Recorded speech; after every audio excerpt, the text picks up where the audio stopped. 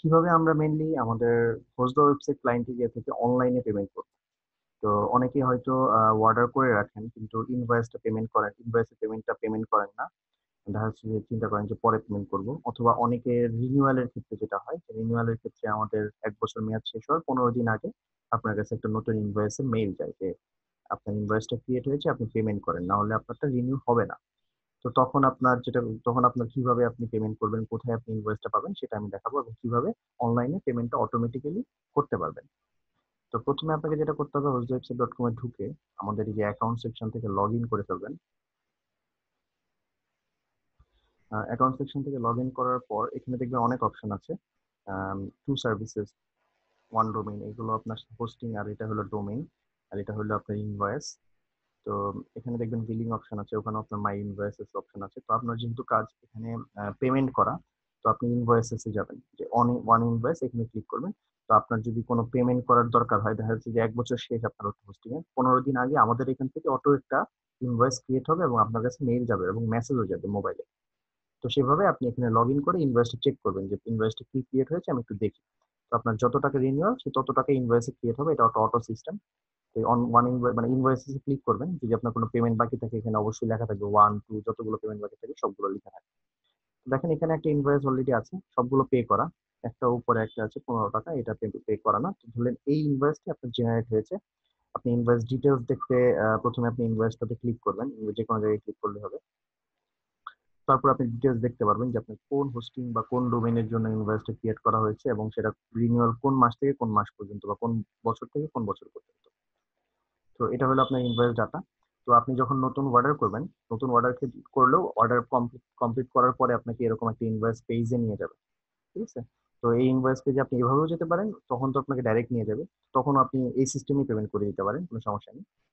তো এখন আপনার চুজ করতে হবে আপনি কিসে পেমেন্ট করবেন। প্রথম কথা হলো যে আপনি চাইলে international credit card, master card, visa card, যে কোনো কি কার্ড দিয়ে আপনি পেমেন্ট করতে পারেন, পেপাল দিয়ে পেমেন্ট করতে পারেন।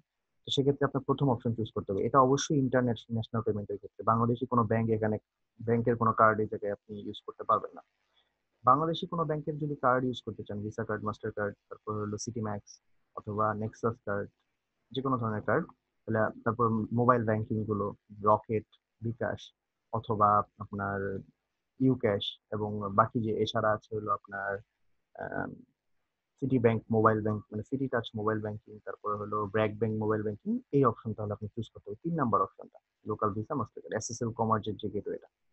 আর যদি আপনি চান যে বিকাশে পেমেন্ট করবেন, তাহলে বিকাশে দেখেন দুইটা সিস্টেমই পেমেন্ট করা যাবে, উপর 2 নাম্বারটা দিয়েও করা যাবে, 3 নাম্বারটা দিয়ে করা যাবে। 3 নাম্বারটা দিয়ে পেমেন্ট করা একটু ইজি, 2 নাম্বারটা দিয়েও ইজি। আমি দুইটাই দেখাবো। প্রথমে আমি 1 নাম্বারটা দেখাই। এখানে আমি বিকাশে যাব। তো বিকাশটা সিলেক্ট করার পর এখানে লেখা থাকবে পে ইউজিং বিকাশ, এরকম অপশন থাকবে। তো এরপরে আপনাকে এখানে 7টা চেকলিস্ট দিবে, যেটা আপনার করে ট্রানজাকশন আইডিটা কনফার্ম করতে হবে। দেখেন প্রথমে আমি একটা কথা বলে রাখি, 2 নাম্বার অপশনটা চুজ পেমেন্ট, দেখেন আপনাদের এখানে অনেক অপশন আছে, সেন্ড মানি, ক্যাশ আউট। তো আপনি 3 নাম্বার অপশনটা চুজ করবেন, পেমেন্ট অপশন, শুধু পেমেন্ট অপশন, কোনো এখানে ক্যাশ আউট বা সেন্ড মানি না। পেমেন্ট অপশন মানে আমাদের মার্চেন্ট অ্যাকাউন্ট, তো আপনি যদি সেন্ড মানি বা ক্যাশ আউট করেন তাহলে কিন্তু পেমেন্ট টাকাটা আমাদের কাছে আসবে না। তো আপনি 247-এ গিয়ে পেমেন্ট অপশন দিবেন, তারপরে আমাদের এই নাম্বারটা 01677, এই নাম্বারটাতে পেমেন্ট করবেন।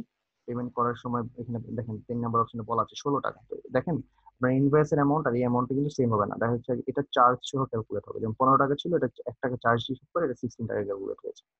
তো আপনি অবশ্যই খেয়াল রাখবেন যে যাতে ইনভয়েসের অ্যামাউন্টটা না, এই অ্যামাউন্টটা চার্জ সহ যে অ্যামাউন্টটা শো করতেছে এটা পে করতে, আর না হলে কিন্তু আপনার এটা কনফার্ম হবে না অটোমেটিক্যালি। 16 পে করবেন।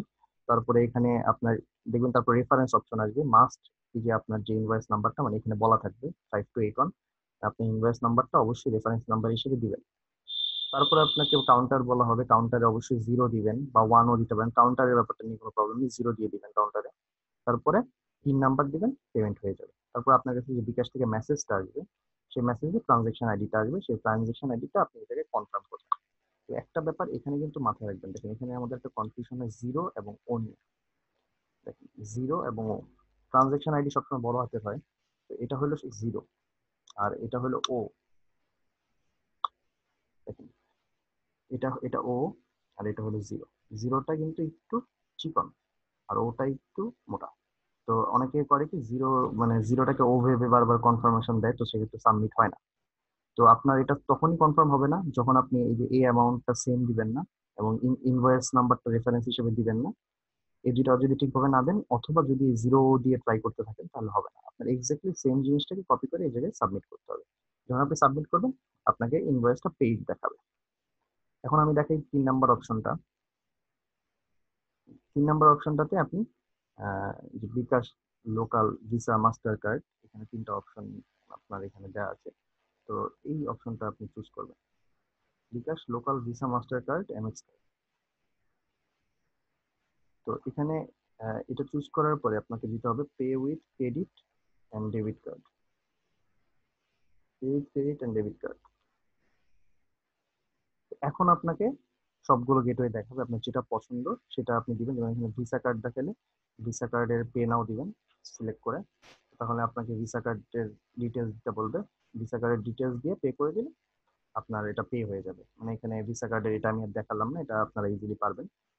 আর যদি বিকাশ দিয়ে করতে চান, এই বিকাশ সিস্টেমটা একটু ইজি, কারণ আগেরটাতে আমার ম্যানুয়ালি ট্রানজাকশন আইডি কনফার্ম করতে হচ্ছিল, কিন্তু এবার আমার যেটা করতে হবে এই সিস্টেমে যদি আপনি পে করেন তাহলে আপনি মানে অনলাইন থেকে ডাইরেক্ট পে করে দিতে পারবেন। মানে আপনার মোবাইলে মেসেজ মানে বারবার মানে ট্রানজাকশন আইডিটা ম্যানুয়ালি কনফার্ম করতে হবে না। আপনি এখানে নাম্বার দিবেন, লাইক 01677 নাম্বার, আমার একটা বিকাশ নাম্বার আমি দিলাম।